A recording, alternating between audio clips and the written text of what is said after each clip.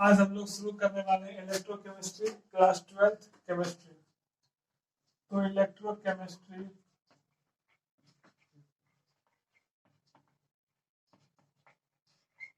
ठीक है, जो चैप्टर 3 है केमिस्ट्री का। सबसे पहले हम लोग जानते हैं कि इलेक्ट्रोकेमिस्ट्री किसे कहते हैं। तो सबसे पहले हम लिखते हैं कि व्हाट इज इलेक्ट्रो केमिस्ट्री। ठीक, तो केमिस्ट्री का वैसा ब्रांच जिसमें हम लोग केमिकल एनर्जी को इलेक्ट्रिकल एनर्जी में और इलेक्ट्रिकल एनर्जी को केमिकल एनर्जी में बदलना सीखते हैं, उससे हम लोग बोलते हैं इलेक्ट्रोकेमिस्ट्री। तो कोई पूछेगा कि व्हाट इज इलेक्ट्रोकेमिस्ट्री, तो आप कहिएगा कि द ब्रांच ऑफ केमिस्ट्री, या लिख सकते हैं फिजिकल केमिस्ट्री, एक ही बात है। तो the branch of chemistry which deals with the conversion of, या लिख सकते हैं आप कन्वर्जन की जगह आप लिख सकते हैं study, which deals with the study of how to convert electrical energy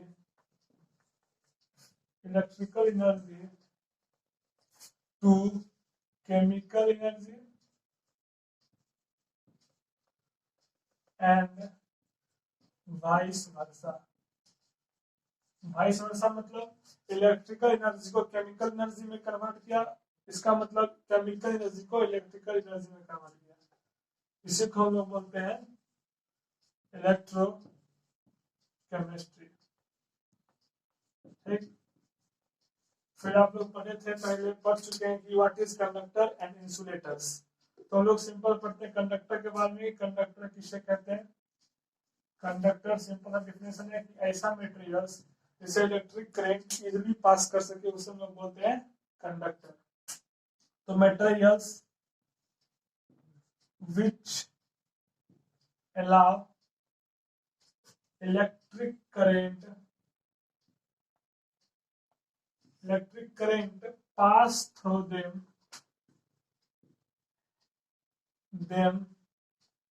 easily। तो ऐसा मटेरियल जो कि इलेक्ट्रिक करंट को पास करे बहुत ही आसानी से, उसे हम लोग बोलते हैं कंडक्टर। फिर इंसुलेटर बोलते हैं किसे, जो कि इलेक्ट्रिसिटी को या इलेक्ट्रिक करंट को या फ्लो ऑफ फ्री इलेक्ट्रॉन्स को इजीली से पास नहीं करने देता है, उसे हम लोग बोलते हैं इंसुलेटर। हमें यहाँ काम सिर्फ कंडक्टर का, इसलिए हम लोग कंडक्टर के बारे में पता है। ठीक है, तो आप यहाँ तक नोट कीजिए, फिर हम लोग आगे पढ़ेंगे कि टाइप्स ऑफ कंडक्टर्स। ठीक है, आप पॉज करके इस नोट कर सकते हैं, फिर हम लोग आगे बढ़ेंगे कि टाइप्स ऑफ कंडक्टर्स। ठीक, आप यहाँ पर नोट कीजिए, फिर हम लोग आगे लिखते हैं। ठीक है, आप पॉज करके नोट कीजिएगा, हम लोग यहाँ पे मिटा देते हैं इसको।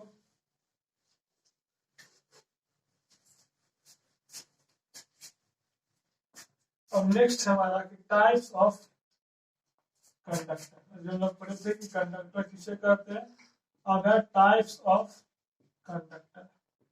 तो बेसिकली कंडक्टर जो है दो तरह का होता है, एक होता है मेटालिक कंडक्टर। ठीक, मेटालिक कंडक्टर, और जो दूसरा होता है उसे हम लोग बोलते हैं इलेक्ट्रोलिटिक कंडक्टर। इलेक्ट्रोलिटिक कंडक्टर एक करके हम लोग दोनों बारे में अच्छे से पढ़ेंगे।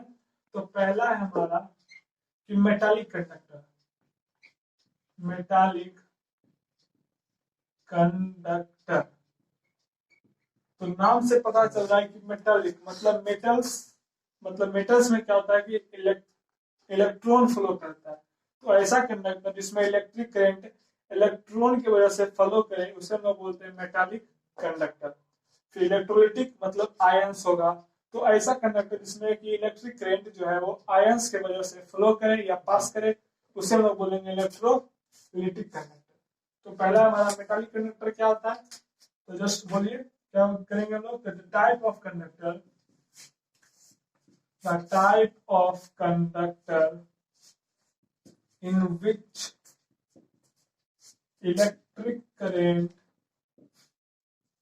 Electric current flows due to flow of क्या electron are called metallic conductor. क्यों? तो मेटल्स में इलेक्ट्रॉन फ्लो करता है, इसीलिए इसमें इलेक्ट्रॉन की वजह से करंट पास करेगा, उस समय बोलेंगे आर कॉल्ड मेटालिक कंडक्टर्स। ठीक है।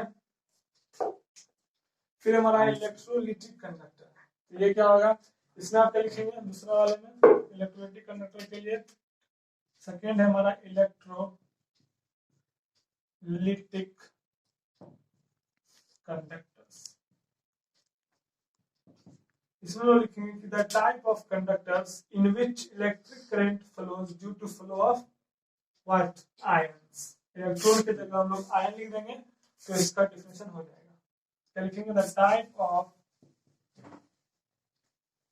Conductor in which electric current flows या flow due to flow of what ions are called electrolytic conductors। ठीक है। तो मेटलिक कंडक्टर क्या हो गया कि the type of conductors in which electric current flows due to flow of electrons. तो ऐसा कंडक्टर जिसमें इलेक्ट्रिक करंट जो है वो इलेक्ट्रॉन की वजह से फ्लो करे उसे मैं बोलेंगे इलेक्ट्रोलिटिक मेटालिक कंडक्टर्स।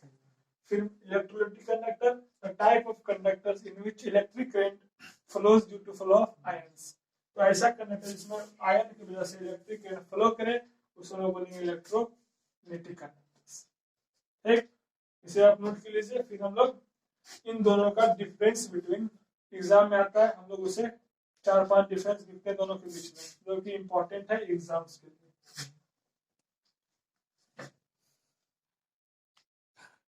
अब हम लोग पढ़ते हैं कि दोनों के बीच का difference electrolytic conductors and metallic conductors, तो बोर्ड एग्जाम के लिए इंपॉर्टेंट है।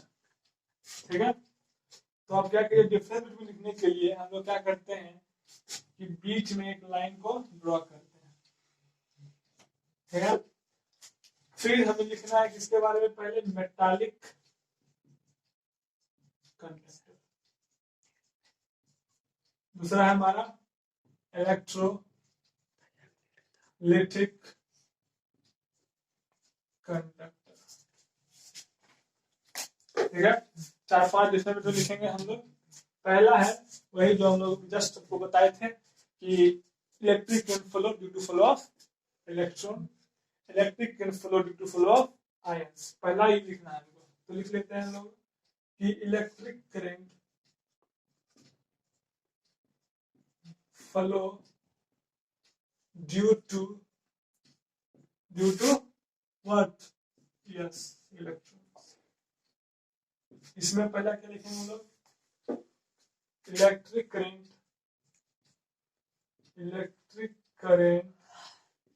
फ्लो ड्यू टू व्हाट, एकदम सही सोचे, आयंस। ठीक। फिर दूसरा क्या है हमारा, इसे एग्जांपल लेते हैं। एग्जांपल क्या होगा इसका, मेटालिक करंट का एग्जांपल क्या होगा, ऑल मेटल्स, जितना भी मेटल्स है हमारे पीरियोडिक टेबल में वो सभी होगा क्या, मेटालिक कंडक्टर। जैसे कुछ 3-4 एग्जांपल लेते हैं हम लोग, जैसे सोडियम हो गया, पोटासियम हो गया, कैल्शियम हो गया, आयरन हो गया, बस बहुत है 3-4, कॉपर हो गया, बहुत सारा मेटल, बहुत सारा है, तो 4-5 हम एग्जांपल देते हैं। फिर इसका एग्जांपल क्या होगा, सोच के बताइए क्या है, आयरन। तो एग्जांपल सोचिए आप, बहुत सारा आयरन है, तो इसमें क्या होगा हमारा, जैसे कि हो गया हमारा क्या, सोडियम कार्बोनेट। ठीक है ना। तो क्या हो गया, सोचिए सोडियम हाइड्रोजन सल्फेट, तो क्या K2Cr2 तो बहुत सारा है। ये सब हो गया हमारा इलेक्ट्रोलिटिक कंडक्टर्स। फिर तीसरा क्या है, हम लोग आगे पढ़ेंगे, जो तीसरा बताएंगे आपको हम लोग आगे पढ़ेंगे इसी चैप्टर में, फ्राइडे लॉ ऑफ इलेक्ट्रोलिसिस। तो जो मेटालिक कंडक्टर होता है बस आपको याद करना है कि it follow Friday law, sorry आप लोग इट डजंट फॉलो, ठीक है। मेटालिक कंडक्टर जो है वो फ्राइडे लॉ को फॉलो नहीं करता। It doesn't follow Friday law of electrolysis. हम लोग ये आगे पढ़ेंगे कि फ्राइडे लॉ ऑफ इलेक्ट्रोलिसिस क्या होता है। फिर इसका तीसरा क्या है, इट फॉलो या it follows Friday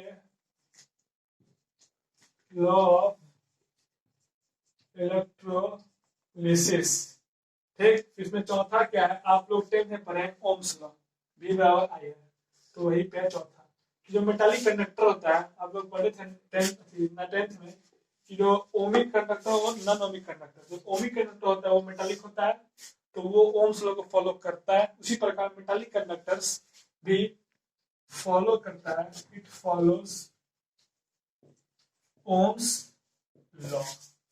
Ohm's law क्या है, V इक्वल टू IR। फिर इसमें पांचवा क्या है, तो इलेक्ट्रोलाइटिक कंडक्टर होता है वो भी ओम्स लॉ को फॉलो क्या करता है। जो लिखेंगे लोग, it also follows Ohm's law. तो ये कुछ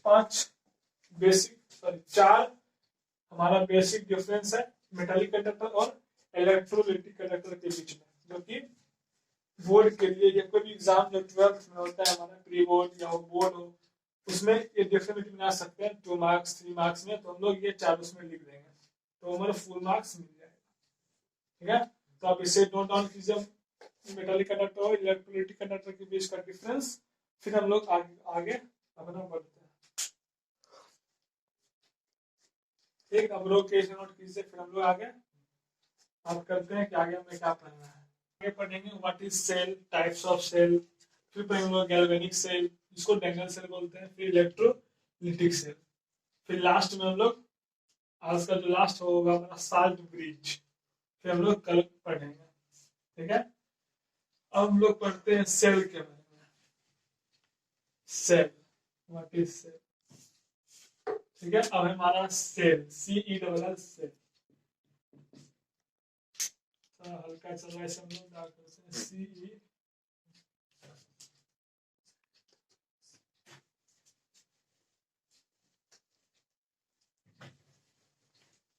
सेल।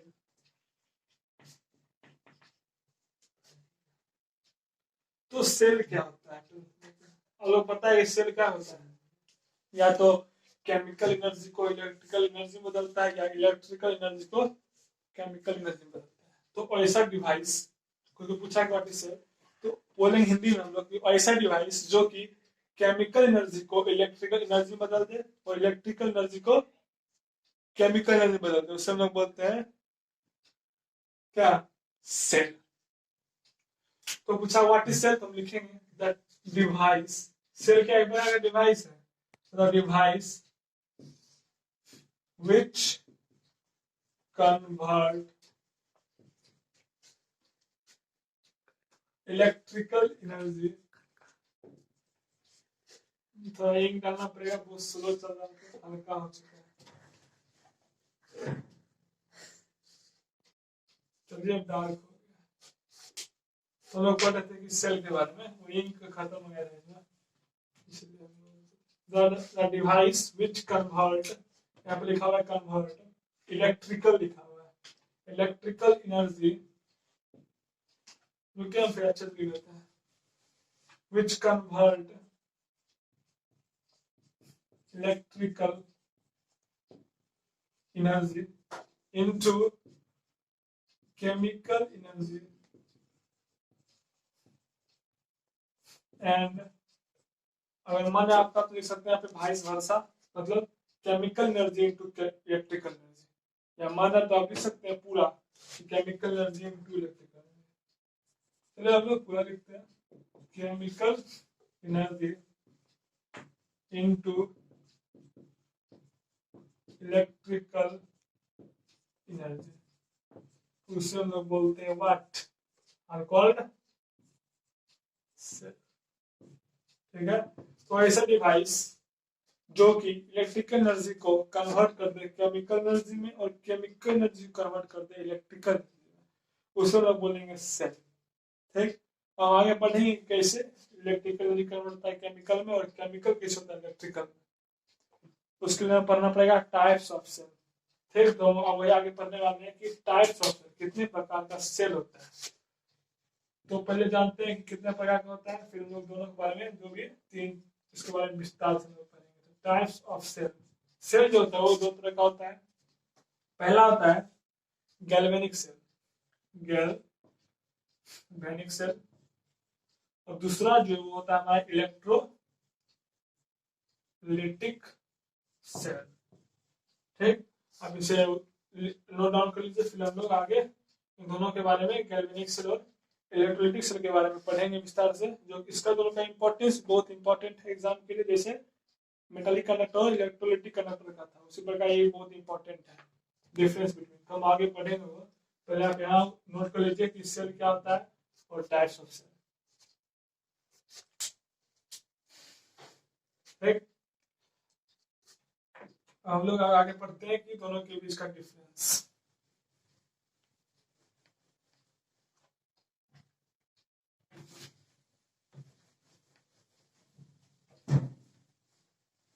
चलिए, फिर दोनों का डिफरेंस पढ़ना है, फिर हम लोग क्या करेंगे बीच में एक लाइन ड्रॉ करेंगे।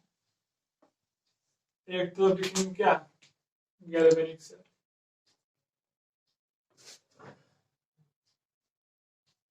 गैल्वेनिक सेल, दूसरा तो लिखेंगे हम लोग इलेक्ट्रोलिटिक सेल।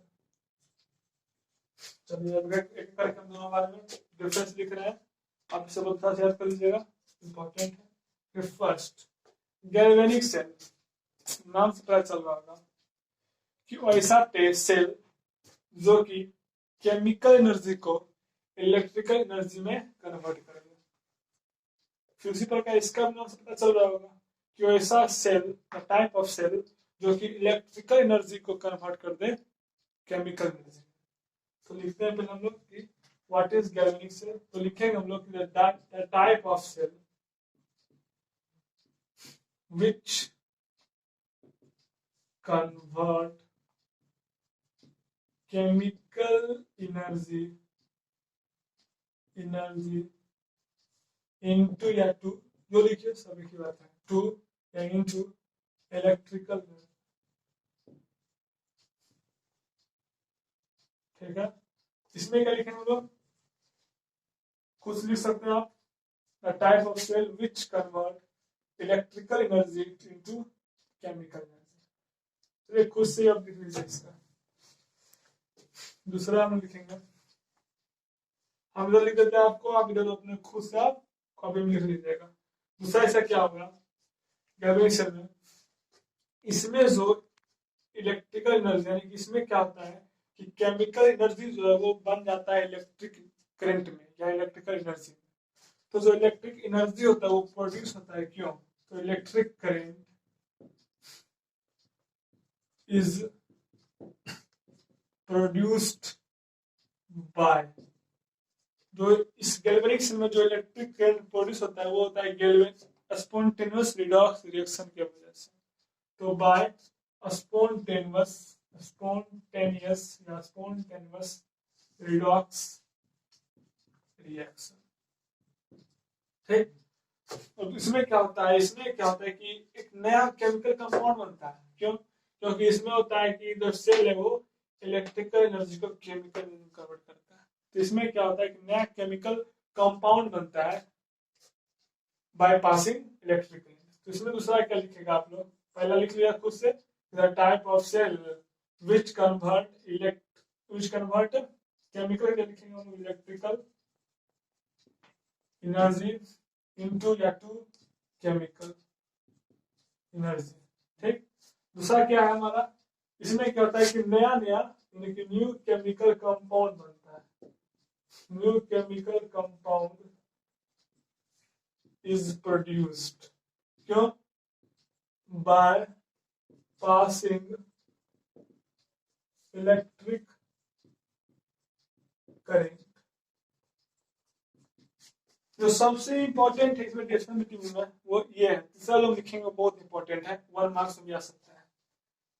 क्या पूछेगा कि जो गैल्वेनिक सेल में एनोड जो है वो निगेटिव होता है कि पॉजिटिव होता है, ठीक। तो इसने पूछ देगा कि इलेक्ट्रोलाइटिक सेल में एनोड पॉजिटिव होता है कि नेगेटिव होता है। तो ये बहुत इंपॉर्टेंट है, तीसरा वाला 1 मार्क्स में आ सकता है। तो जो गैल्वेनिक सेल में एनोड होता है, एनोड वो होता है निगेटिव, निगेटिव होता है एनोड किसमें, गैल्वेनिक सेल में। और कैथोड जो है वो होता है पॉजिटिव। तो आप इसका भी याद कर लीजिएगा आराम से कि इसमें क्या होगा, तो डिफरेंस सही है तो उल्टे ना होगा, तो क्या होगा इसमें कि एनोड जो है वो होगा पॉजिटिव और कैथोड जो है वो होगा व्हाट, नेगेटिव। फिर चौथा क्या है, चौथा है इसमें क्या होता है गैल्वेनिक सेल में हम लोग दो दो कंटेनर लेते हैं, मतलब इसमें होता है दो दो कंटेनर और दोनों इलेक्ट्रोड को यानी कि कैथोड और एनोड को हम लोग गैल्वेनिक सेल में अलग अलग कंटेनर रखते हैं। तो इसलिए क्या होगा, हमें 2 कंटेनर चाहिए दोनों इलेक्ट्रोड को रखने के लिए। लेकिन इसमें क्या होता है इलेक्ट्रोलाइटिक सेल में कि दोनों एनोड या कैथोड दोनों इलेक्ट्रोड को हम एक ही कंटेनर में रखते हैं। तो लिखेंगे क्या कि both electrodes are present in 2 different electrolytes, ठीक है। 2 अलग अलग इलेक्ट्रोलाइटिक सॉल्यूशन या इलेक्ट्रोलाइट्स में हम लोग इस इलेक्ट्रोड को रखते हैं यानी कि अलग अलग। इसका क्या होगा चौथा, जो दोनों कंटेनर है यानी कि दोनों इलेक्ट्रोड जो है both electrode are present in या पुट इन या कीप इन, जो लिखना प्रेजेंट लिखिए, पुट लिखिए, कीप लिखिए, इन सेम इलेक्ट्रोलाइट, ठीक है। तो एक ही इलेक्ट्रोलाइटिक सॉल्यूशन में हम लोग दोनों इलेक्ट्रोड को रखते हैं किसमें, इलेक्ट्रोलाइटिक सेल में। और गैल्वेनिक सेल में दोनों को अलग अलग कंटेनर में रखते हैं। फिर पांचवा जो है वो सिंपल सा है, हम लोग इसके बारे में चर्चा करेंगे कि जो गैल्वेनिक सेल होता है उसमें एक साल्ट ब्रिज होता है, ठीक है, साल्ट ब्रिज प्रेजेंट, ठीक है। तो इलेक्ट्रोलाइटिक सेल होता है उसमें साल्ट ब्रिज इज एब्सेंट। तो बहुत इंपॉर्टेंट है ये, क्या दोनों के बीच का डिफरेंस, वेरी वेरी इंपॉर्टेंट। इसे आप जरूर याद कर लीजिएगा। 5 है, पहला है, एक बार समझा देते हैं आपको कि पहला क्या है कि ऐसा सेल जो कि केमिकल एनर्जी को कन्वर्ट करे इलेक्ट्रिकल एनर्जी में, उसे बोलेंगे हम लोग गैल्वेनिक सेल। इसका उल्टा इलेक्ट्रिकल को कन्वर्ट कर दे केमिकल में, बोलेंगे इलेक्ट्रोलाइटिक। दूसरा इसमें क्या होता है कि इलेक्ट्रिक करंट प्रोड्यूस होता है किसके वजह से, तो रिडॉक्स रिएक्शन की वजह से, रिडॉक्स रिएक्शन नहीं स्पॉन्टेनियस रिडॉक्स रिएक्शन की वजह से। इसमें क्या होता है, इसमें नया केमिकल कंपाउंड बनता है, क्यों बनता है, इलेक्ट्रिक करंट पास करते हैं उसकी वजह से बनता है। तीसरा बहुत इंपॉर्टेंट 1 मार्क्स में आ सकता है कि इसमें एनोड जो नेगेटिव होता है इलेक्ट्रोड और कैथोड होता है पॉजिटिव इलेक्ट्रोड। तो इसमें क्या होगा, एनोड होता है पॉजिटिव इलेक्ट्रोड और कैथोड होता है नेगेटिव इलेक्ट्रोड। चौथा कि दोनों इलेक्ट्रोड यानी कि एनोड और कैथोड गैल्वेनिक सेल में हम लोग अलग अलग कंटेनर में रखते हैं यानी कि अलग अलग इलेक्ट्रोलाइटिक सॉल्यूशन रखते हैं। इसमें क्या होता है कि दोनों इलेक्ट्रोड को एनोड और कैथोड को एक ही सॉल्यूशन में रखते हैं। पांचवा गैल्वेनिक सेल में साल्ट ब्रिज होता है, प्रेजेंट होता है, और इसमें साल्ट ब्रिज एब्सेंट होता है, ठीक है। आप यहाँ पे थोड़ा जमा कराओगे, इसलिए हम बता देते हैं कि दोनों इलेक्ट्रोड जो है लिखा है both electrodes are present in 2 different electrolytes, यहाँ लिखा है साल्ट ब्रिज प्रेजेंट, यहाँ लिखा है both electrodes are present in same electrolytes, salt bridge absent, ठीक। इसे आप पॉज करके नोट कर लीजिए, फिर हम लोग आगे पढ़ते हैं, ठीक। हम लोग एक फोटोग्राफ बनाएंगे, डायग्राम गैल्वेनिक सेल और इलेक्ट्रोलाइटिक सेल का, वो बताना भूल गए थे, कोई दिक्कत नहीं, बता रहे। गैल्वेनिक सेल जो डिफरेंट आपको बताए थे पहले 5, उसी में आप क्या कीजिएगा कि एक पिक्चर बना दीजिएगा तो अच्छा रहेगा। तो गैल्वेनिक सेल पिक्चर तो आप खुद से ला सकते हैं, हम बता चुके हैं आपको डिफरेंस बिटवीन में, उसके हिसाब से बता देते हैं। गैल्वेनिक सेल में क्या होता है अच्छा कि दो कंटेनर रहेगा। क्या होता है चौथा डिफरेंस क्या था कि both electrodes are present in two different electrolytes, इसीलिए हम लोग दो अलग अलग कंटेनर बनाएंगे। ठीक, एक मिलेगा हमारा इलेक्ट्रोलाइट सॉल्यूशन 1 लिख देंगे, इलेक्ट्रोलाइट 1। ठीक, इसमें लिख देंगे इलेक्ट्रोलाइट 2। फिर क्या था गैल्वेनिक सेल में क्या था, एक साल्ट ब्रिज था, साल्ट ब्रिज अब्सेंट इसमें, एक साल्ट ब्रिज नाम इस प्रकार का होता है साल्ट ब्रिज। ठीक ना, नमक वाला ब्रिज ना समझ लेगा, दूसरा साल्ट ब्रिज होता है। ठीक है, ये हमारा साल्ट ब्रिज, नाम लिख दिया आपको साल्ट ब्रिज, नमक वाला ब्रिज नहीं। ठीक, फिर क्या था हमारा, एक एनोड था, एनोड, ये हमारा हो गया एनोड। ठीक है, क्या है ये निगेटिव है। फिर ये क्या था हमारा इधर कैथोड, कैथोड क्या था हमारा पॉजिटिव। ठीक, फिर क्या करेंगे हम लोग एनोड और कैथोड से इंसुलेटेड कॉपर वायर को बल्ब के साथ कनेक्ट कर देंगे। ये हो गया हमारा डायग्राम ऑफ गैल्वेनिक सेल। तो अब डिफरेंस बिटवीन में एक डायग्राम जरूर बना दीजिएगा तो बहुत अच्छा रहेगा। ठीक, फिर हम बनाते हैं डायग्राम इलेक्ट्रोलिटिक सेल का, आप इसे नोट कर लीजिए, मतलब कि डायग्राम को ड्रॉ कर लीजिए अच्छे से।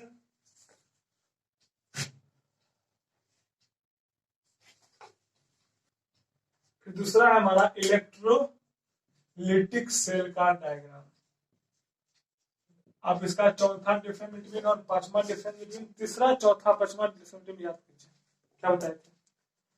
इसमें क्या होगा, चौथा डिफरेंस क्या था इसका कि दोनों इलेक्ट्रोड एक ही कंटेनर में रहेगा, चौथा डिफरेंस था।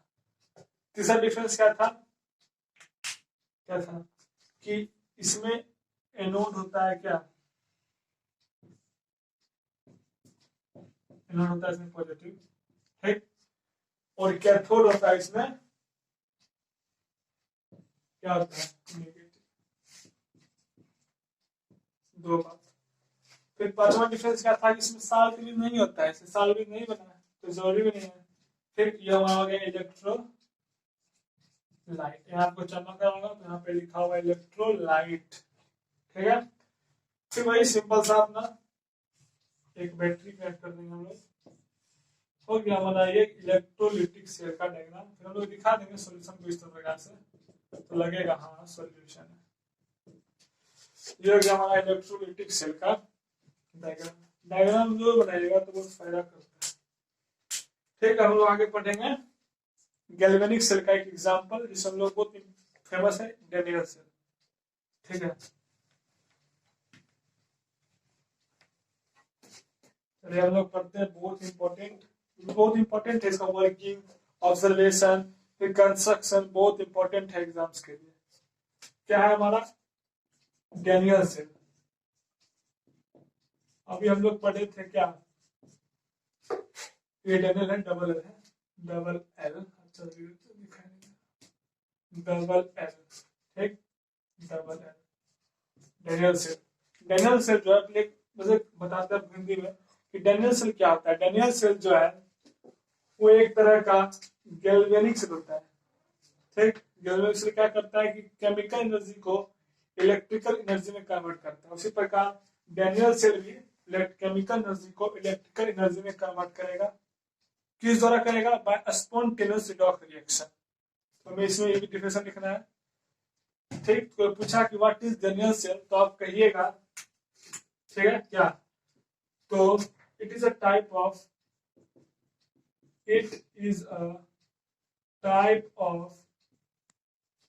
galvanic cell which convert chemical energy into या 2 जो लिखे सभी मार्क है इनटू इलेक्ट्रिकल एनर्जी बाय क्या लिखेंगे बाय स्पॉन्टेनियस रिडक्शन। तो ये हो गया हमारा डिफरेंशियल में पूछा कि डिफरेंशियल क्या होता है। तो डिफरेंशियल की जगह सिंपल सा डिफरेंशियल है, कोई कुछ खास नहीं है कि ऐसा गैल्वेनिक सेल, ये एक तरह का गैल्वेनिक सेल है, टाइप ऑफ गैल्वेनिक सेल जो कि इलेक्ट्रिकल केमिकल एनर्जी को कन्वर्ट करता है इलेक्ट्रिकल एनर्जी में बाय स्पॉन्टेनियस रिएक्शन। ठीक है, तो डेनियल का इंपॉर्टेंट है वो है हमारा कंस्ट्रक्शन, इसका ऑब्जर्वेशन की रिएक्शन का क्या क्या ऑब्जर्व हुआ, फिर लास्ट वर्किंग। तो तीनों बार हम लोग अच्छे से डिटेल में पढ़ेंगे। तो पहला हमारा है कंस्ट्रक्शन। ठीक है, कंस्ट्रक्शन बनावट मॉडल, डेनियल का मॉडल किस तरह से होता है। कुछ नहीं, सिंपल सा है, जैसे आपको बताया था पिछले जस्ट की डायग्राम ऑफ गैल्वेनिक सेल इसी प्रकार का होता है, उसमें कुछ थोड़ा सा अंतर है। इलेक्ट्रोलाइटिक का हम लोग नाम देंगे, क्या क्या हम लोग सोल्यूशन लेंगे, एनोड किस मेटल का लेंगे, कैथोड किस मेटल का लेंगे, बस यही अंतर है इस डायग्राम में और गैल्वेनिक सेल का डायग्राम में। कंस्ट्रक्शन एक टाइप है गैल्वेनिक सेल का, मतलब इसमें भी होगा 2 कंटेनर। ठीक है, 2 कंटेनर। इसमें क्या होता है, हम लोग गैल्वेनिक सेल में पढ़े थे कि एक में होता है इलेक्ट्रोलाइट 1, इसमें हम लोग उसका नाम देते हैं स्पेशल नेम क्या। एक में होता है हमारा जिंक सल्फेट, एक इलेक्ट्रोलाइट जिंक सल्फेट हुआ, और दूसरा हमारा होता है कॉपर सल्फेट CuSO4। ठीक, दूसरा बात कि इसमें जो एनोड होता है, एनोड वो हम लोग लेते हैं एक जिंक रॉड, जिंक रॉड। ठीक है, क्या है हमारा ये एनोड, एनोड। फिर इसमें हम लोग लेते हैं कैथोड, कैथोड लेते हैं कॉपर का, कॉपर रॉड बोल देते हैं हम लोग, क्या है ये कैथोड। और एक और क्या था हमारा, जस्ट लाउडली, क्या साल्ट ब्रिज, साल्ट ब्रिज, एक हमारा था साल्ट ब्रिज में, तो नाम लिख देंगे आप लोग साल्ट ब्रिज। हम लोग पढ़ेंगे कि साल्ट ब्रिज क्या होता है, इसका फंक्शन बहुत इंपॉर्टेंट है, बट इस साल्ट ब्रिज का एक फंक्शन बहुत इंपॉर्टेंट है 2 मार्क्स में। ठीक, फिर वही हम लोग क्या करेंगे, एक बल्ब को यहाँ से, बल्ब लो या जो भी पोटेंशियोमीटर लो, कुछ भी लो, गैल्वेनोमीटर लो, कुछ भी ले सकते हैं लोग, हम यहाँ पे बल्ब लेते हैं, तो सस्ता मिलता है इसलिए हम लोग बल्ब लिया। ठीक है, तो ये हो गया हमारा कंस्ट्रक्शन। फिर आप दिखा दीजिए कि सॉल्यूशन है इस तरह से, बहुत तो कोई नॉर्मल सा। तो ये हो गया हमारा कंस्ट्रक्शन, एक कंटेनर जिसमें रहेगा जिंक सल्फेट सॉल्यूशन, दूसरा में रहेगा कॉपर सल्फेट सॉल्यूशन। ठीक, फिर जिंक सल्फेट सॉल्यूशन में हम लोग एक जिंक रॉड लेंगे जो कि एनोड के ऐसा बिहेव करेगा, और ये होगा माइनस, बना चुके हैं गैल्वेनिक सेल में एनोड का नेगेटिव। फिर हम लोग कॉपर सल्फेट सॉल्यूशन हम लोग लेंगे एक कॉपर रॉड जो कि कैथोड के ऐसा बिहेव करेगा, जिसका साइन होगा प्लस, ये आपको बता चुके हैं। आगे बढ़ेंगे क्यों होता है प्लस, क्यों होता है माइनस, मतलब ये समझिए। फिर एक साल्ट ब्रिज कर देंगे हम लोग इस प्रकार से। फिर हम लोग इंसुलेटेड कॉपर वायर से एक बल्ब को ऐसे लगा देंगे, ताकि अगर रिएक्शन हो तो पता चले कि हाँ अगर बल्ब हो तो मतलब समझेंगे रिएक्शन हो रहा है, नहीं हो तो नहीं हो रहा। तो ये हमारा हो गया कंस्ट्रक्शन का डायग्राम। अब हम लोग लिखेंगे कंस्ट्रक्शन स्टेप्स वाइज, आप इसे तो नोट कर लीजिए। फिर हम लिखेंगे कंस्ट्रक्शन स्टेप स्टेप। ठीक है, अब हमारा कंस्ट्रक्शन का स्टेप्स। तो हमको अभी पीछे बताया था हम लोग, इसका पिक्चर डायग्राम क्या था, हम लोग उसमें 2 कंटेनर लिए थे। It consist of 2 containers. एक में क्या था हमारा जिंक सल्फेट सॉल्यूशन था, दूसरा में था कॉपर सल्फेट सॉल्यूशन। आप डायग्राम को कॉपी में जो लिखे बनाए थे उसे आप सामने रखिए, तब ये समझने में आसानी होगा। यहाँ पर जगह नहीं, इसलिए आप अपना डायग्राम को सामने रखिए। पहला क्या है कि 2 कंटेनर में लिए थे, आपको याद होगा, एक में जिंक सल्फेट सॉल्यूशन दिए थे और दूसरा में एक कॉपर सल्फेट सॉल्यूशन दिए थे। फिर दूसरा क्या था, जो जिंक सल्फेट सॉल्यूशन था उसमें लोग जिंक रॉड रखे थे जो कि एनोड के ऐसा काम कर रहा था। ठीक है, और फिर एक कॉपर सल्फेट सॉल्यूशन में एक था कॉपर रॉड जो कि कैथोड के ऐसा बिहेव कर रहा था। ठीक, फिर तीसरा क्या था कि दोनों इलेक्ट्रोड को, एनोड और कैथोड को हम लोग एक इंसुलेटेड कॉपर वायर से कनेक्ट किए थे। फिर एक और दोनों इलेक्ट्रोलाइट्स को यानी कि जिंक सल्फेट सॉल्यूशन और कॉपर सल्फेट सॉल्यूशन को हम लोग साल्ट ब्रिज के द्वारा कनेक्ट किए थे। तो ये हो गया हमारा स्टेप्स यानी कंस्ट्रक्शन का स्टेप। ठीक, तो आप इसे फिर नोट डाउन कर लीजिए। फिर हम लोग पढ़ते हैं observations on galvanic and Daniel cells. इसे पॉज करके आप नोट कीजिए। फिर हम लोग आगे अपना पढ़ते हैं ऑब्जर्वेशन की रिएक्शन के बाद क्या क्या ऑब्जर्व हुआ।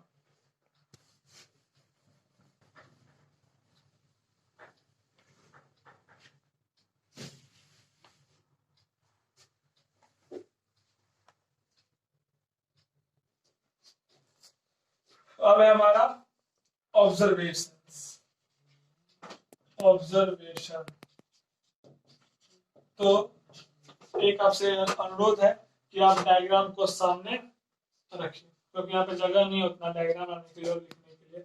तो आप अपना जो डायग्राम नोट किए थे उसे आप यहाँ पे अपने कॉपी में उल्टा के रखिए। तो जब आप देखिएगा कि इस रिएक्शन में क्या क्या ऑब्जर्व होगा बाद में रिएक्शन होने के बाद, तो पहला ऑब्जर्वेशन होगा क्या कि जो जिंक रॉड था, जो हमसे एनोड मानते थे जिंक रॉड को, वो क्या होगा कि जो जिंक रॉड है, zinc rod starts to reduce। ठीक है, जो जिंक रॉड है वो धीरे धीरे क्या होगा, घटना शुरू हो जाएगा। और जो कॉपर रॉड है वो क्या होगा, starts to increase ग्रेजुअली। अगर मन है तो आप इसमें लगा सकते हैं बाद में ग्रेजुअली। धीरे धीरे क्या हो रहा है कि जो जिंक रॉड है वो धीरे धीरे घटता शुरू हो रहा है, लेकिन घट रहा है। जैसे जिंक रॉड था हमारा ऐसा, तो धीरे धीरे क्या हो रहा है ना कि जिंक रॉड यहाँ से घटना शुरू हो रहा है। ठीक ना, तो ऐसा हो गया। ठीक है, ये हुआ हमारा घटना। फिर जो कॉपर रॉड है, पहले हमारा ये था कॉपर रॉड कैथोड, तो क्या हो धीरे धीरे मोटा होना शुरू हो गया। ऐसे लेयर चलना शुरू हो गया, तो धीरे धीरे मोटा हो गया। आगे पढ़ेंगे क्यों मोटा हुआ और क्यों पतला हुआ, क्यों घटना शुरू हुआ, क्यों बढ़ना शुरू हुआ। वर्किंग हम लोग पढ़ लेंगे। तो हम लोग समझते हैं क्या क्या ऑब्जर्व किए, फिर हम लोग पढ़ेंगे वर्किंग। तो दूसरा हम ऑब्जर्व क्या किए, क्या कि तो जिंक सल्फेट का कंसंट्रेशन था वो धीरे धीरे क्या माने कि बढ़ना शुरू हो गया, स्टार्ट्स टू इंक्रीज। ठीक, and that of copper sulphate solution का कंसंट्रेशन धीरे धीरे क्या होगा, डिक्रीज होना शुरू हो गया। अब ये क्यों डिक्रीज होना शुरू हो गया वो भी हम पढ़ेंगे वर्किंग में। यही पढ़ेंगे वर्किंग में क्यों घटना शुरू हुआ, रिड्यूस हुआ, उसका पतला क्यों नहीं लगा और कॉपर मोटा क्यों नहीं लगा, वो भी हम वर्किंग में पढ़ेंगे। और ये भी वर्किंग पढ़ेंगे कॉपर सल्फेट सॉल्यूशन का कंसंट्रेशन घटना क्यों शुरू हो गया और जिंक सल्फेट का बढ़ना शुरू क्यों हो गया, ये भी वर्किंग में पढ़ लेंगे। फिर तीसरा ऑब्जर्वेशन क्या होगा जो आप बता सकते हैं आराम से, ऑब्जर्व जो बल्ब हम कनेक्ट किए हैं, the bulb connect to the copper wire क्या होगा, स्टार्ट्स ग्लोइंग। जो लोग बल्ब को लगाए थे वो क्या होगा, जलना शुरू हो जाएगा। या अगर आप गैल्वेनोमीटर लगाए तो डिफ्लेक्शन शो करेगा। हम लोग बल्ब लगाए क्योंकि सस्ता मिलता है इसलिए। ठीक है, तो ये हमारा ऑब्जर्वेशंस के एक्सपेरिमेंट में या जो भी इस रिएक्शन में होगा उसमें हम लोग ऑब्जर्व क्या करते हैं। तो पहला ऑब्जर्व किए, एक बार बता देते हैं। पहला ऑब्जर्व किए जो जिंक रॉड का मोटाई था वो घटना शुरू हो गया और कॉपर रॉड का बढ़ना शुरू हो गया। क्यों हुआ, वर्किंग में पढ़ लेंगे। दूसरा, जो जिंक सल्फेट का कंसंट्रेशन था वो धीरे धीरे घटना शुरू हो गया, सॉरी बढ़ना शुरू हो गया और कॉपर सल्फेट सॉल्यूशन का घटना शुरू हो गया। क्यों हो गया ऐसा, हम लोग वर्किंग में पढ़ लेंगे। तीसरा, जो बल्ब जो कनेक्ट था कॉपर वायर से, डायग्राम आप उल्टाए तो पता चल जाएगा, वो जो है जलना शुरू हो गया। तो ये हमारा ऑब्जर्वेशन हो गया। आप इसे पॉज करके नोट डाउन कीजिए। फिर हम लोग वर्किंग पढ़ते हैं। वर्किंग बहुत इंपॉर्टेंट है और समझना भी बहुत इंपॉर्टेंट है। ठीक है, ये सब तो आसान है, आप इसे याद कर लीजिएगा, लेकिन वर्किंग बहुत इंपॉर्टेंट है। ठीक, इसे आप नोट कीजिए। फिर लोग पढ़ते हैं वर्किंग कि कैसे कैसे ये हुआ। ठीक है, वर्किंग। इसमें क्या क्या पढ़ेंगे हम लोग कि जिंक रोड, आपको बताए थे पहले कि ऑब्जर्वेशन में कि जिंक रोड घटना शुरू हो गया था, क्यों हुआ था हम लोग वर्किंग में पढ़ लेंगे। ठीक है, वो ये लोग पढ़ेंगे इसमें। फिर कॉपर रोड का जो मोटापा था, थिकनेस था, वो क्यों इंक्रीज हो गया, वो इसमें पढ़ेंगे। फिर दूसरा हम लोग पढ़े थे ऑब्जर्वेशन में कि जो जिंक सल्फेट का कंसंट्रेशन था वो धीरे धीरे बढ़ना शुरू हो गया और कॉपर सल्फेट का घटना शुरू हो गया, क्यों हुआ, यहाँ पढ़ लेंगे। ठीक, तो हम लोग पढ़ते हैं, एक बात और समझिए आप लोग। ठीक है, तो इस तरफ था हमारा डायग्राम में एनोड, उस तरफ के रिएक्शन को हम लोग बोलते हैं ऑक्सीडेशन हाफ सेल रिएक्शन। और जो कैथोड था यानी कि कॉपर रॉड वाला, उसे हम लोग बोलते हैं, उस तरफ जो रिएक्शन होता है उसे हम लोग बोलते हैं रिडक्शन हाफ सेल रिएक्शन। ठीक, तो ऑक्सीडेशन हाफ सेल रिएक्शन कहाँ होता है, एनोड पे होता है, सही बात। फिर दूसरा रिडक्शन हाफ सेल रिएक्शन कहाँ होता है, कैथोड पे होता है। बार बार दोहराइए, ऑक्सीडेशन हाफ सेल रिएक्शन कहाँ होता है, एनोड पे होता है। रिडक्शन हाफ सेल रिएक्शन कहाँ होता है, कैथोड पे होता है। ये दोबारा दोहराइए आप। तो ठीक है, पहला क्या हमारा, पहला है कि oxidation half cell, oxidation half cell reaction takes place at anode. ठीक है, एनोड पे क्या होगा कि ऑक्सीडेशन हाफ सेल रिएक्शन हो जाएगा, मतलब कि एनोड पे क्या था, डायग्राम बना दो छोटा सा, हम लोग छोटा डायग्राम बना देते हैं। ठीक, ये हमारा इलेक्ट्रोलाइट 1 कंटेनर 2। ठीक है, इसमें क्या था हमारा कॉपर सल्फेट। अपना डायग्राम जो उल्टा कर रखिएगा ताकि वो तो समझ आए समझने में। जो था हमारा जिंक सल्फेट सॉल्यूशन। ठीक, फिर क्या था हमारा, एक एनोड था, एक कैथोड था। कैथोड क्या था हमारा, कॉपर का। ये था हमारा जिंक का, माइनस था, ये प्लस था। यहाँ से एक बल्ब कनेक्ट था। ठीक, और एक साल्ट ब्रिज था, ये हमारा साल्ट ब्रिज है। ये डायग्राम हो गया। अब लोग समझते हैं इसके बारे में, ऑक्सीडेशन हाफ सेल रिएक्शन। तो ऑक्सीडेशन हाफ सेल रिएक्शन कहाँ होगा, एनोड पे होगा। एनोड ये है हमारा जिंक वाला। तो यहाँ होगा क्या, रिएक्शन में क्या होता है, यहाँ पे एनोड पे जो जिंक है क्या करेगा, वो 2 इलेक्ट्रॉन को लॉस करके Zn2 प्लस बना देगा। ये आपको समझ आ चुका होगा कैसे होगा। तो जिंक जो Zn2 प्लस बनेगा यहाँ पे, वो क्या होगा ना कि इसमें देखिए जिंक सल्फेट सॉल्यूशन में इस इलेक्ट्रोलाइट में डिसॉल्व हो जाएगा यहाँ पे Zn2 प्लस, मतलब बहुत सारे Zn2 प्लस। ठीक है ना, तो यहाँ पे वो डिसॉल्व हो जाएगा Zn2 प्लस जो यहाँ पे बना है। क्या होगा, इसकी वजह से जो डिसॉल्व होना शुरू हो जाएगा। तो देखिए एक बात, इसका जूमिंग हम करते हैं। ठीक है, यहाँ पे जो क्या होगा कि सॉल्यूशन में Zn2 प्लस निकल रहा है, निकल रहा है सब। इससे क्या होगा कि यहाँ से Zn2 प्लस निकल रहा है, मतलब इलेक्ट्रॉन निकल रहा है। इलेक्ट्रॉन निकल रहा है तो यहाँ से इलेक्ट्रॉन घटना शुरू हो जाएगा, इसलिए इसका जो थिकनेस है वो धीरे धीरे घटना शुरू हो जाएगा। यही इसका रीजन है। ठीक है, आपको पूछा कि जिंक रॉड का थिकनेस क्यों घटना शुरू हो गया, तो हम लोग लिखेंगे, पहले लिखेंगे हम लोग ये oxygen half cell reaction takes place at anode, फिर ये रिएक्शन दिखा देंगे, फिर लिखेंगे हम लोग इसका रीजन क्या, क्यों। तो Zn2 plus is dissolved in क्या solution, so its thickness starts to decrease लिखो भाई या रिड्यूस लिखो, लिखी बात। तो ये हुआ रीजन। ठीक है, आपको ऑब्जर्वेशन दिखाए थे किसी में घटता है, यहाँ आपको बता दे क्यों घटता है, ये रिएक्शन आप जो समझ लिख लीजिएगा। ठीक है, फिर दूसरा क्या था हमारा, कॉपर रॉड का मोटापा बढ़ना शुरू होता है। ठीक है, घटना शुरू है, क्यों होगा घटना, उसको समझा दिए। फिर दूसरा हमारा कि यहाँ का मोटापा धीरे बढ़ना शुरू हो जाएगा, क्यों होगा ये बता रहे हैं। फिलहाल इसे नोट कीजिए, पहला स्टेप्स वर्किंग का पहला है। हम लोग आगे बढ़ते हैं अपना कि कॉपर रॉड का थिकनेस क्यों इंक्रीज होता है। तो कॉपर रॉड जो किस तरफ है, कैथोड पे, तो इधर क्या होगा वो बताएं, रिडक्शन हाफ सेल रिएक्शन। ठीक, तो दूसरा हमारा क्या वर्किंग में reduction half cell reaction, half cell reaction takes place at where, cathode. अब देखिए क्या होगा ना कि कैथोड पे मतलब यहाँ पे क्या होगा कि रिडक्शन हो जाएगा, मतलब यहाँ पे क्या होगा कि जो कॉपर है Cu2+ वो क्या करेगा, दो इलेक्ट्रॉन को गेन, सॉरी Cu2+ क्या करेगा ना कि दो इलेक्ट्रॉन को लॉस करके यहाँ पे बना लेगा क्या, Cu इधर कैथोड पे।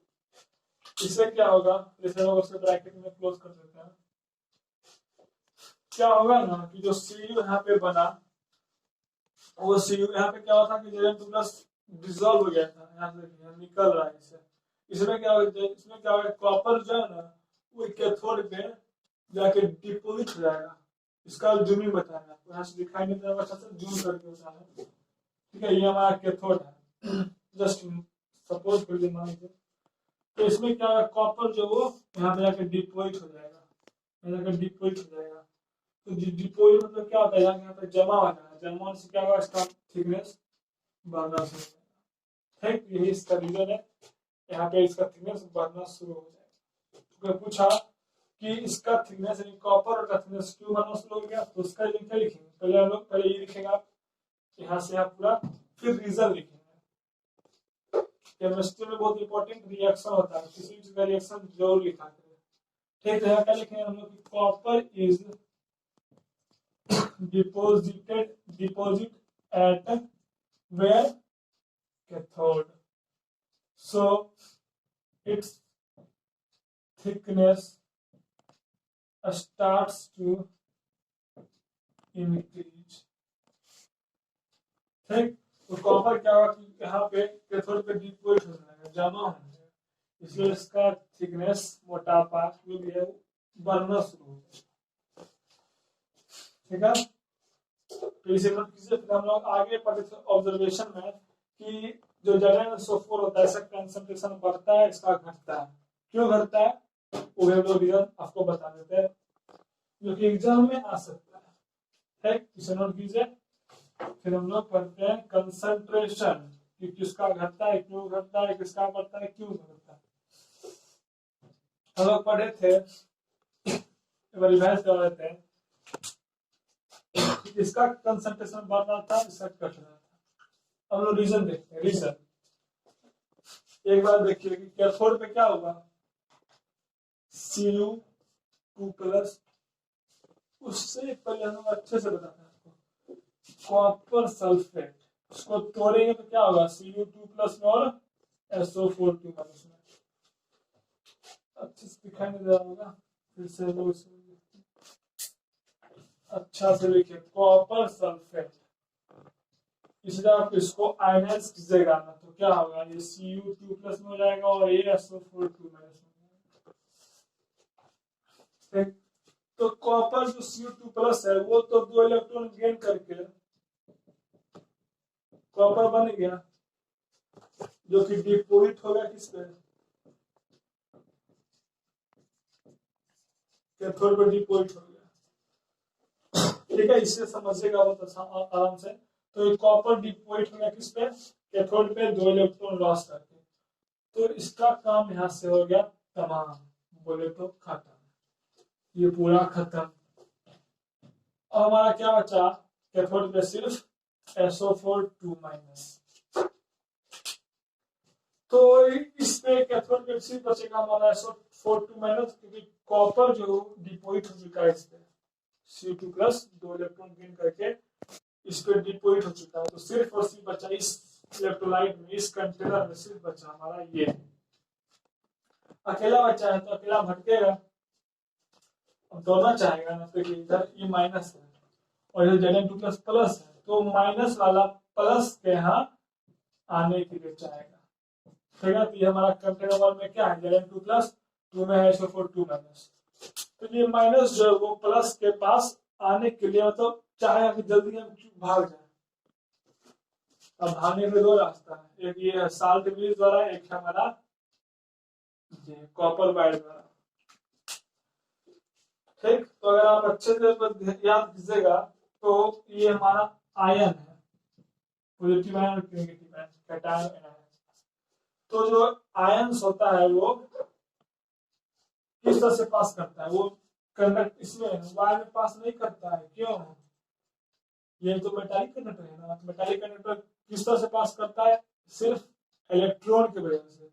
लेकिन यहाँ पे हमारा आयंस है, तो ये रास्ता तो क्लोज हो गया इसके लिए, जैसे नहीं जा सकता अब, क्योंकि मेटालिक कंडक्टर्स के लिए है, सिर्फ इसे मेटल्स ही फ्लो कर सकता है, इधर से इधर या इधर भी करे।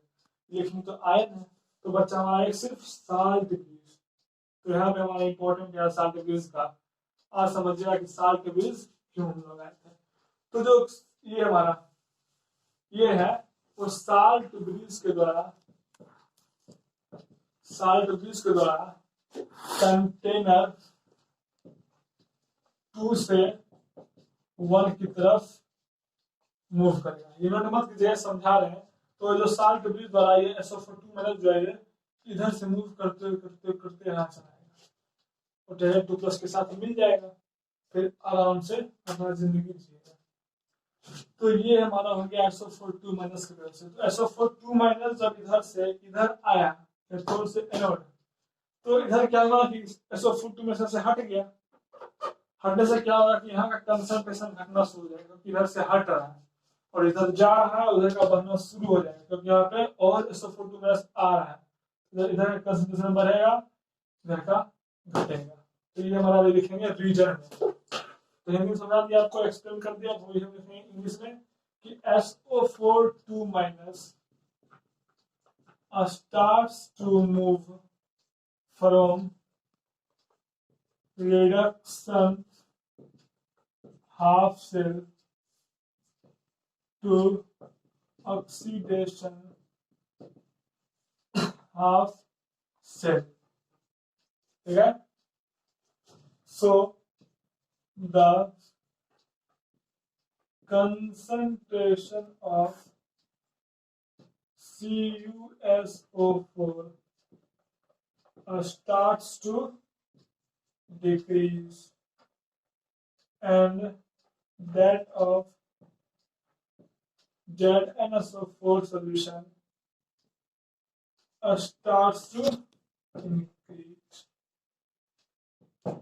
ठीक है, तो आप इसे 2-3 बार देखिएगा बहुत अच्छा से कि वर्किंग कैसे बताएं, कैसे कैसे डिजॉल्व हुआ है, कैसे डिपोजिट हुआ है, कैसे SO4 2 माइनस इधर से इधर गया है, क्यों गया, इधर से क्यों नहीं गया, इधर से क्यों गया। तो इसे आप वीडियो को अच्छे से स्किप करके 2-3 बार ध्यान से अच्छे से देख लीजिएगा। तो ये हमारा रीजन हो गया कि कंसंट्रेशन क्यों घटता है इसका, कॉपर सल्फेट सोल्यूशन का, और जिंक सल्फेट सोल्यूशन का क्यों बढ़ता है। ये हो गया रीजन हमारा। ठीक है, अगर आप चाहे नोट में लिखना तो नोट में लिख सकते हैं, जो SO4 2 माइनस है वो साल्ट ब्रिज द्वारा फ्लो करता है। तो आपको बता चुके हैं, नोट मन तो लिख लीजिए, नहीं तो नोट लिखिए। ठीक है, पूछा क्यों तो बता सकते हैं कि ये आयन है और आयन मेटल द्वारा फ्लो नहीं कर सकता है, क्योंकि मेटल सिर्फ मेटालिक कंडक्टर का पढ़े थे एग्जांपल, सिर्फ मेटल ही से फ्लो कर सकता है। ठीक है, इसीलिए ये इस रास्ते से इधर आएगा।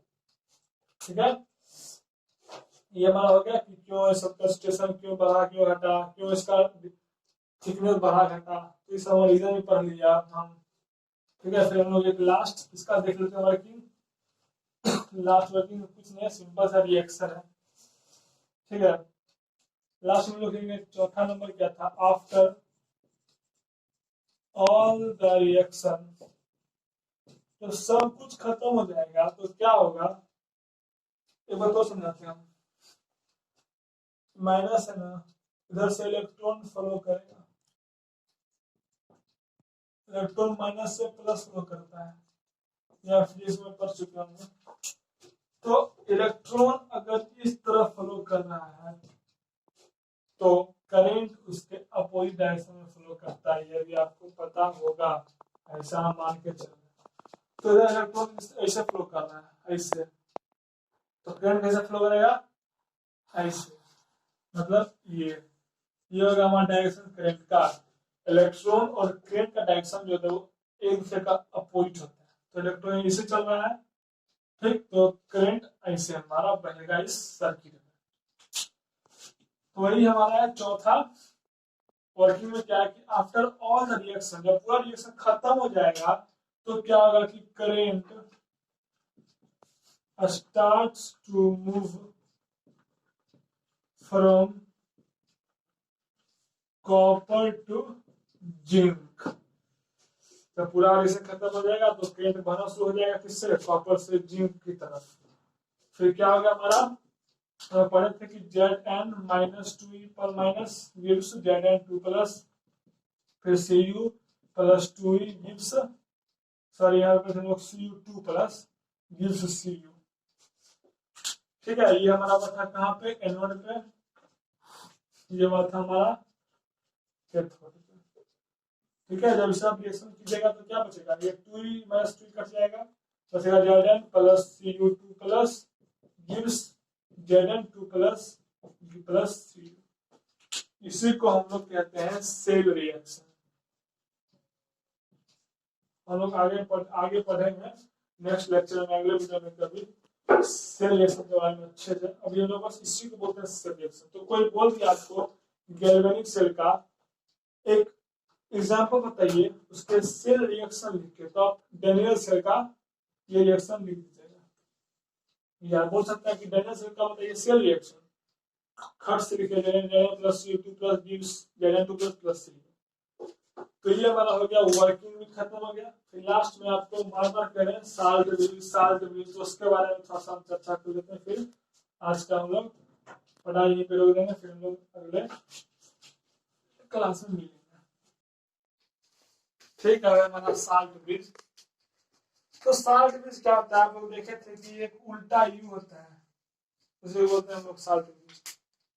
ठीक, तो एक साल्ट ब्रिज जो एक यू शेप का ट्यूब होता है जिसमें इनर्ट इलेक्ट्रोलाइट भरा हुआ होता है, उसे लोग बोलते हैं साल्ट ब्रिज। ठीक, अब हम लोग पढ़ेंगे कि इनर्ट इलेक्ट्रोलाइट क्या होता है। तो इनर्ट इलेक्ट्रोलाइट, इनर्ट मतलब क्या आता है कि ऐसा कोई भी चीज, जैसे हम लोग पढ़े थे इनर्ट मेटल, तो ऐसा मेटल जो कि किसी में से रिएक्ट नहीं करता उसे लोग बोलते हैं इनर्ट मेटल। इसी प्रकार इनर्ट इलेक्ट्रोलाइट, तो ऐसा इलेक्ट्रोलाइट जो कि कोई भी इलेक्ट्रोलाइटिक सॉल्यूशन से रिएक्ट ना करे उसे लोग बोलेंगे इनर्ट इलेक्ट्रोलाइट। ठीक, तो यू शेल का ट्यूब होता है इस प्रकार का, ठीक है, यू होता है, तो आप यू बना लीजिएगा ये। ठीक है, इसमें क्या होता है, भरा होता है क्या, इनर्ट इलेक्ट्रोलाइट। ठीक है, भरा है क्या, इनर्ट इलेक्ट्रोलाइट। ठीक, इनर्ट इलेक्ट्रोलाइट एग्जांपल देखिए,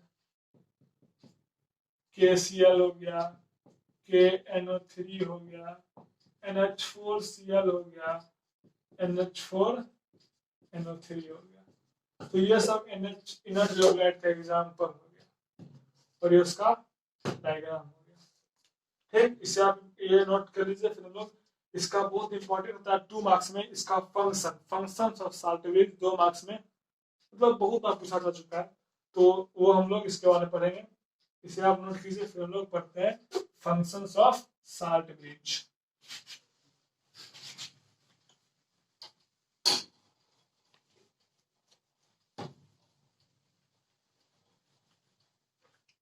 ठीक है, अब हमारा function of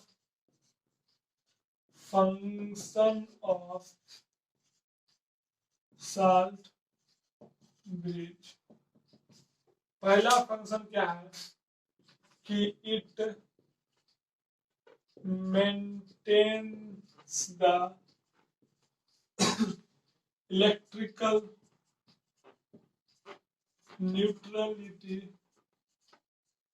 neutrality of two half cell। दूसरा क्या है, इट मेंटेन द internal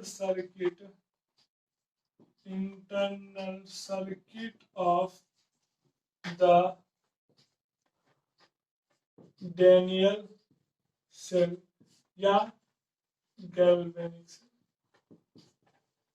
तो इसका जो फंक्शन है ये बहुत बहुत बहुत ज्यादा इंपॉर्टेंट है, 2 मार्क्स में आता है। तो पहला क्या है कि ये जो है दोनों हाफ सेल यानी कि ऑक्सीडेशन हाफ सेल और रिडक्शन हाफ सेल का इलेक्ट्रिकल न्यूट्रलिटी को मेंटेन करता है।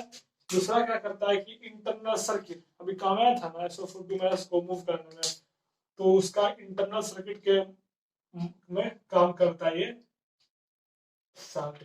तो ये वाला फंक्शन हो गया जो कि इंपॉर्टेंट है, ठीक। तो आज के लिए हम लोग बस इतना रहने देते हैं, तो अगले क्लास में पढ़ेंगे इलेक्ट्रोड पोटेंशियल, EMF पढ़ेंगे, स्टैंडर्ड इलेक्ट्रोड पोटेंशियल पढ़ेंगे, ठीक। फिर हम लोग मिलते हैं नेक्स्ट लेक्चर में। आप इसे अच्छे से रिवाइज कर लीजिएगा, जो आपको डिफरेंट रिंग पढ़ाया गया उससे आप अच्छे से याद कीजिए, 2 बार लिखिए, 3 बार लिखिए और डायग्राम को जरूर बनाइए, ये फंक्शन भी इंपॉर्टेंट है, ठीक है। तब तक के लिए बाय, टेक केयर।